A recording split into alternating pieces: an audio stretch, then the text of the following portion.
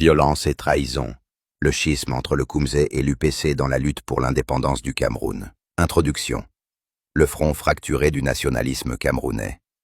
L'histoire de la lutte pour l'indépendance du Cameroun est marquée par un paradoxe central, la coexistence d'un sentiment anticolonial puissant et unificateur, avec des fractures profondes et irréconciliables au sein même du mouvement nationaliste.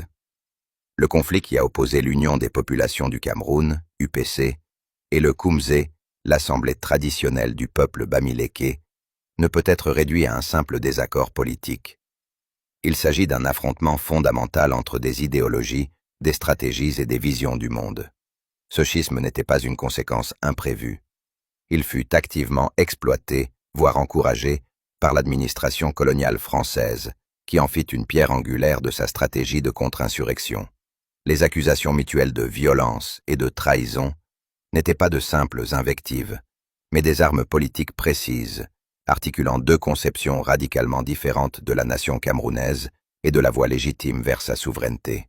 Le contexte de cette division est une guerre brutale qui s'est étendue de 1955 à 1971, faisant des dizaines de milliers de morts, un bilan qui souligne les enjeux considérables des divisions internes au camp nationaliste.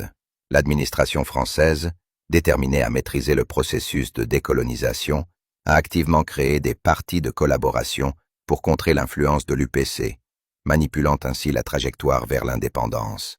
Cette rupture entre l'UPC et le Koumzé peut être analysée comme le microcosme d'un débat plus large qui a traversé l'ensemble du continent africain durant la décolonisation.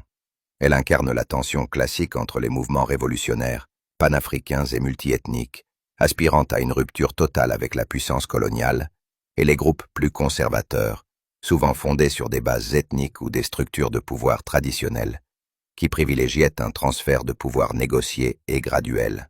L'UPC, avec sa demande d'indépendance